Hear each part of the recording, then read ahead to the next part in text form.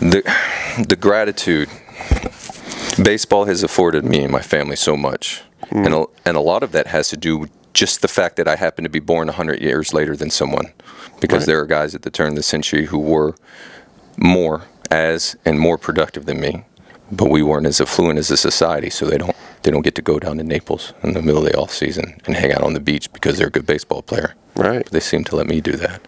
Yeah. So it made me very, very grateful as I read Lawrence Ritter's book, The Glory of Their Times, when he talked to these guys from the dead ball era. Great book. It's wonderful. Yeah. I say read it. I listened to it about 8 times. Yeah. And so now it's like, all right, I think I'm going fast enough for a gig. That doesn't mean anything. The industry has to decide whether or not I'm going fast enough for a gig. Sure. So I try to get a job in spring training, and it was apparent that the industry believed me when I said I was done after 2020. The affiliated industry. No one was interested in giving me a job in spring training. Completely reasonable. So then I go, well, where would I go next if I still want to play? And I did. It would be Long Island. And good fortune that the Long Island skipper is Wally Backman. Of course. And so Wally, I played for Wally, and with the Mets, and know him fairly well. And so he was all for it. He's like, come on up.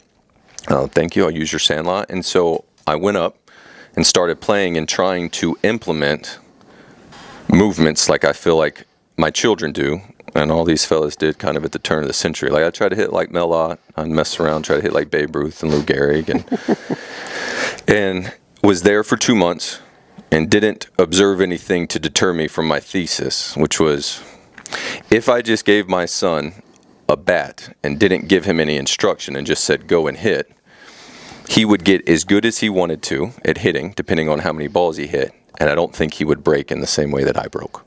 Now, that doesn't mean I'm right. It's just that's my thesis. Yeah, it's a thesis.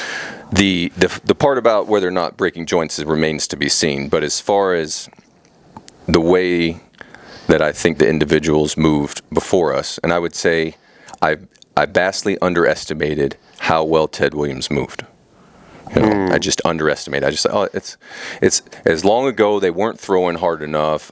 I would never say he wouldn't be productive now, but it's a different game. Velocity's up. And then I start looking and seeing, okay, it does appear that there are specific positions that you can get into to optimize production.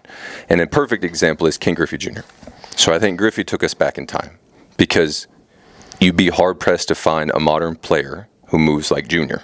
That's not reasonable? I think that's very reasonable. Okay, yeah. Well, and then Griffey is a Junior's a second-generation sandlotter. Right. All right. So his father played, and you can see that Junior grew up with heavier bats. I've found that in my own coaching of my children, as opposed to giving them specific positions to get into with their hands, their feet, their head, anything, I try to give them tasks to accomplish, easier to do. I say, hit it as far as you can. You hit a ball really far, you had to do something right. Now, if it's gone really far, let's get more accurate. Right. And then I thought, how do you get more accurate? Hit more balls. Right. That's been my experience. So in working and observing kids, I would say, myself included, I have a tendency to be impatient with them when they're not accurate.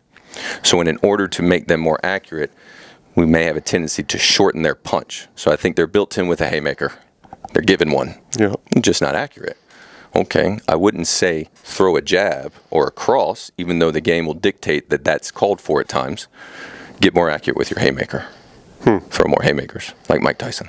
Right. Going to have more knockouts. Well, yeah. There you go. And it seems I've found that children, when we practice, they beg to scrimmage. They love the pitcher batter. They want to play. Dance. They want to play. Play. Yeah. Play. And then play in every sense of the term. And practice is part of that. There's practice built in when you're playing like that. Yes, when you can scrimmage. Right. But also at the same time, we do drill work. Their eyes glaze over. Right. We do drill work in the Army. And I'm not saying there's not a place for it, but it's not fully play. And there, I think, can be some creativity can be limited if there are always adults and coaches around coaching.